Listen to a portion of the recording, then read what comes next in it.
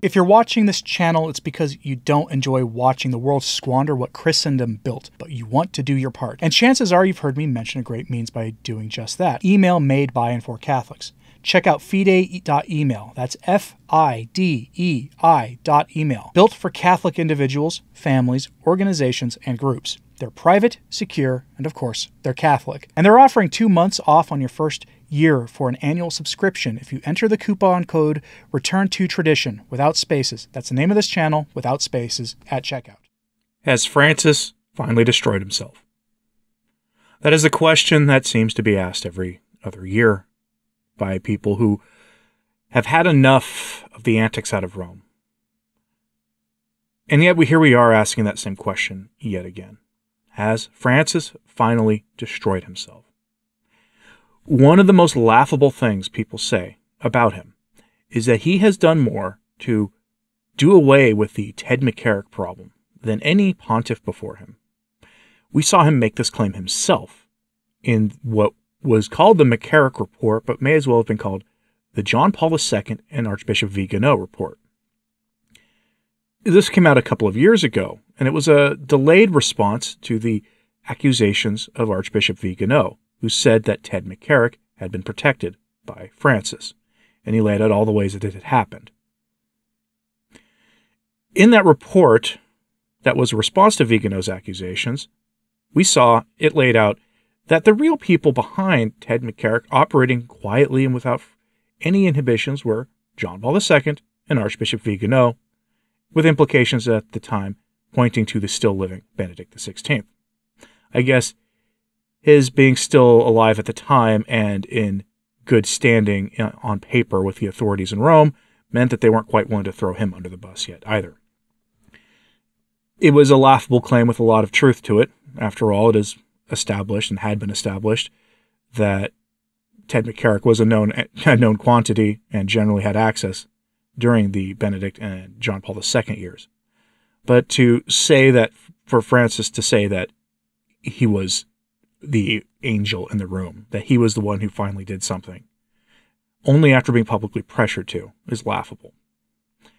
We've seen the claim that he has done more to protect those who were the victims of this kind of crime, more than anybody else on other various issues as well. Having done some needed reforms in the Roman Curia for how to deal with those priests who say these things, or do these things. But again, these were reactions. Nothing was proactive. And we ask the question, has he finally destroyed himself? Because we're talking here about the Father Marco Rupnik story. A story that I covered here initially about a week ago, not the first time I covered Rupnik, but the recent twists in that story. And for whatever reason, our lovely and totally fair host didn't really show it to you. So we're going to go over that story again. The question has emerged because it has come out that, in a lot of sordid details that I can't say on this platform, but it has come out that Francis lifted the automatic excommunication of the Jesuit priest Marco Rupnik. You must be familiar with Marco Rupnik. Here's his artwork. You've seen it adorning all sorts of different things in the church. Official events of the Vatican. He is very well connected. He is the head of an art institute in Rome, where he has deep connections to high-ranking prelates, where he has access to financial resources of the church, and where he is treated like a Michelangelo of our time. His artwork is disturbing, and it's not disturbing because there's anything that really would be offensive to faith and morals in the artwork. There's nothing obvious in the artwork.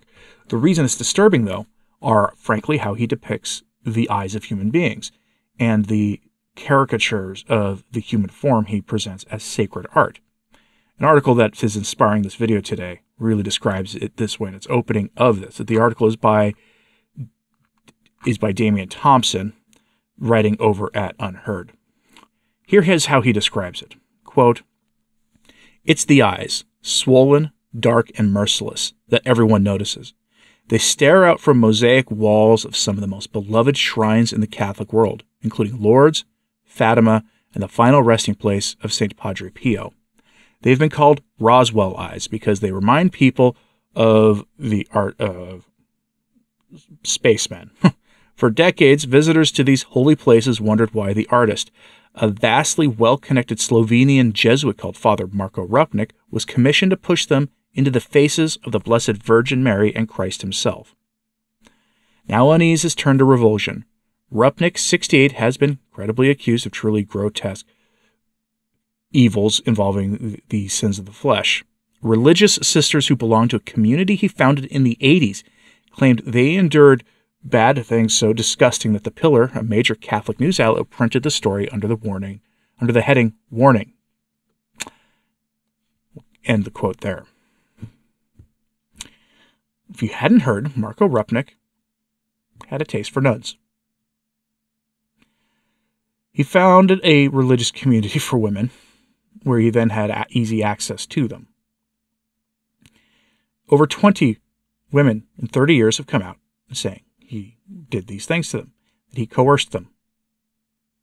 That he did things that if it were you and I in the secular world doing these things, we would at the very least be canceled, if not put behind bars. And the question here is, how did he get in trouble? Well, it's a timeline of events here.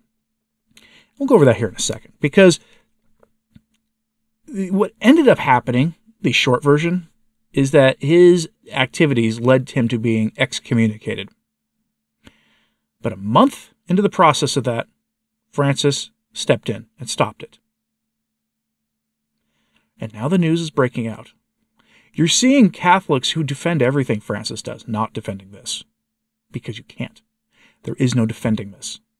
You've seen Catholics who look for a good explanation for all the heterodox things that Francis does on faith and morals. Who am I to judge? Giving the church over to secular authorities in 2020. Denying the sacraments to everybody, everywhere. All those evil things. You see them defending all those things, but not this. And why don't they defend this? Because it's undefendable. That's why. Marko Rupnik violated his vows of celibacy, which is bad enough. But the women he chose to assist him in his violation of his vows were nuns who were trying to keep their vows. And yet he used his position of power and his position of authority, and he used the faculties granted to him as a priest to enable such activities. He knew what he was doing was a sin, because he absolved them, the women, of the sins that they were committing with him in the confessional, thus earning him the excommunication. Has this finally destroyed Francis? You tell me this. Let me know what you think, if this it finally be what does it, because now the media is asking questions. Let's go back to the timeline here from Mr. Thompson's article. Quote, in December 2022, it was revealed that Rupnik had been excommunicated for abusing the confessional to absolve a woman from the sin of engaging in activity suitable to the married state with him.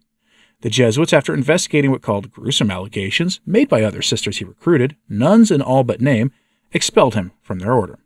But that was the beginning of the public scandal. Today it threatens to engulf the Pope himself, as he prepares to preside over a synod of bishops and lay activists that is pledged to raise the profile of women in the church. Francis is being accused of extending his personal protection to this person. The timeline explains this week the 86-year-old pontiff finds himself in such desperate position. In October 2018, Rupnik was reported to Rome for absolving his, we'll say, partner in confession. In May 2020, he was excommunicated. Incredibly, in the middle of the excommunication proceedings, Rupnik preached a Lenten retreat in the Pope's apostolic palace. Then his excommunication was lifted within a month of being declared because he had, quote, repented. In early December 2022, Italian blogs revealed that, as long ago as the 90s, sisters belonging to Rupnik's Loyola community in Slovenia leveled these charges against him. The Jesuit order was forced to admit that in 2021 it passed these allegations to the Dicastery for the Doctrine of the Faith, formerly the Inquisition, which polices doctrine and the morality of the flesh. The DDF refused to lift the statute of limitations that would allow it to prosecute Rupnik for the things that is being alleged. Yet it could easily have done so if Francis had agreed. Quote, but the details get very graphic. And so if you're going to, like, a lot of you will go read my sources at returntotradition.org. You'll find a link to that unheard article there. I give you this piece of caution. It's graphic. Like, if you find, like, you just be advised. A month after his excommunication was made, while it was still in the process, the whole thing was whisked away by Francis. This isn't the first time he's done this. There was a Ted McCarrick kind of priest, a bishop in South America, named Zanchetta, who Francis, when he was suddenly facing problems in Argentina, Francis let him stay in Rome for a year or two, gave him an official job in the Roman Curia, a job that they had made for him because there were no openings, so they just made up something for him. He finally went home to face the music. I'm not sure what happened to him, but Zanchetta is one such story. We've seen a lot of these things, actually. And the question is, are people noticing? It looks like they finally are. What will the results of this be? Is this the end of not only Francis? Is this the beginning of the end of the Lavender Club, the St. Gallen group in Rome? John Venari said at least 10 years ago in a video that's still available somewhere on YouTube if I can find it. I really should just take this clip. I've recited it so many times. That he and Father Nicholas Gruner both went to see Benedict XVI. They got a personal audience with him in Rome for just a few minutes. And they asked him why he didn't do anything about these sorts of problems. And he pointed to his office door and said his authority in reality ended at his office door. He told them that his mail was being opened by people. In hindsight, it looks like these were the Jesuits who are like omnipresent in the Roman Curia and have been for several decades now. One wonders if Francis made some kind of agreement with them in 2013. One wonders if he protected Rupnik because he's a Jesuit. I hope that's the reason he protected him. It's evil, but I hope that's the reason. Because the other reason he protected him is because he's not bothered by these things. And that's worse. And there's a worse version of that. I'll leave it unvoiced. I'll let you think about that, though. Because what could be worse than him protecting him because those things don't bother him? But people are asking the question now, is this the end of Francis on paper? Because others point out that for a man his age, he's actually not in that bad of health. No, he's not in great health, but he's not in that bad of health. And he has all his mental faculties. So he may be around for quite some time. Another 5 years, another 10 years. Think about that for a second. If you want to read this story with caution, it's located at returntotradition.org. You can find a link to it there. Or you can go to unheard.com and try to find the story yourself. Let me know what you think about the Rupnik story. Is this the end? Should we have not been surprised by this, given the nature of this so-called sacred art that he makes? Often you can learn a lot about a person by the art that they make. Since art, the creation of art, is an expression of the soul. Clearly he has skills. I couldn't make something that looks like that coherent, but should we have been surprised? Let me know in the comments, please. Hit like and subscribe if you haven't. It does help. So to sharing this on social media, that helps too. As always, pray for the church. I'm Anthony Stine. Ave Maria.